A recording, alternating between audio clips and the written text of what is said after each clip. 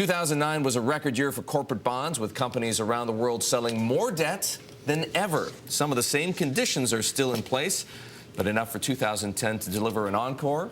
We're asking Mark Bamford, head of Global Fixed Income Syndicate at Barclays Capital. Barclays was the top-ranked underwriter of international bonds last year, and Mark is here to tell us what to expect this year. So, Mark, why don't we do that? I mean, let's just ask you straight off the bat, what's 2010 likely to look like from this standpoint, albeit early in the year? Right. Well, good morning, Eric. 2010 has a lot to live up to. We had over $4 trillion of issuance in 2009 across the international markets. We had north of $1 trillion of issuance in the U.S. market, so a really robust year. I think expectations for this year are that it will be a big year for corporate issuance. How big is yet to be determined. I think, our views in the U.S., issuance will be down in the corporate sector something like 10%. The number, though, will vary based on the amount of mergers and acquisitions which occur. If there are far more mergers and acquisitions, we would expect to see far more corporate issuance. Okay, now, one of the trends that we saw take place last year was companies moving to the bond market from the loan market. Right. What might be a catalyst for a move back to loans or some other kinds of financing other than publicly traded corporate debt? Right. Well, it would be a steepening yield curve. And what we've seen over the course of the last year is that the yield curve from money market instruments out to 5- and 10-year treasuries has gotten steeper and steeper. And our expectations are that that will continue in 2010. So a reason for a corporate treasurer not to do a 5-year bond deal or a 10-year bond deal is his commercial paper funding looks a lot more attractive now relative to that longer-term financing. Is that what you're telling your clients?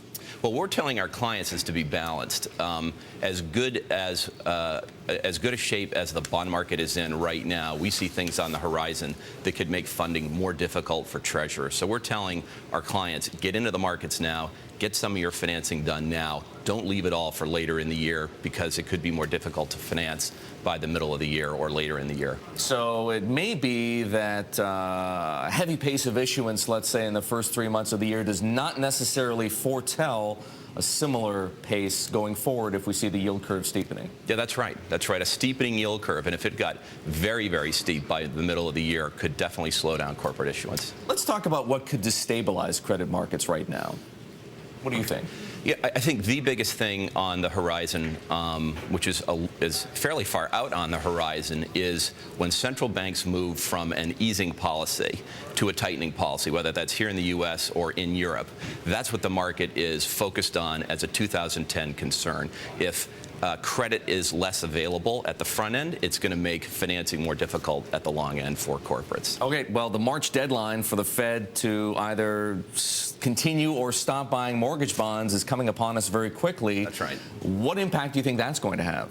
That's what we're all waiting to see. The market has not reacted well over the last year to even signals that we were going to take our foot off the liquidity pedal. So we'll see what happens in March. So in light of that, I mean, if you're a smart corporate treasurer, wouldn't you be trying to issue debt right now, get as much of it out before that Fed deadline comes out? Yes, and what we've seen last week was exactly your point. There was $30 billion of issuance in the U.S. markets. There was $30 billion of issuance in the European markets. So treasurers are taking that cue and are getting out into the markets and getting their financing done. How about the high yield market? That really started to heat up toward the end of last year. Is that likely to continue with the yield curve steepening? Yes. Well, we've seen last year was $150 billion of issuance in the high yield markets, most of it weighted into the third and fourth quarter.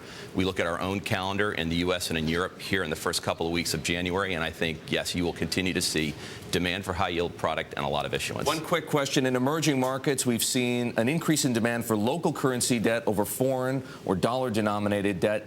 What's behind that? We've got to make this one quick. Yeah, very quick. Commodity-rich emerging market countries have a lot of local liquidity, and local liquidity means they're going to buy local currencies. All right, pretty sensible answer. That's Mark Bamford, head of the Global Fixed Income Syndicate at Barclays Capital, everybody.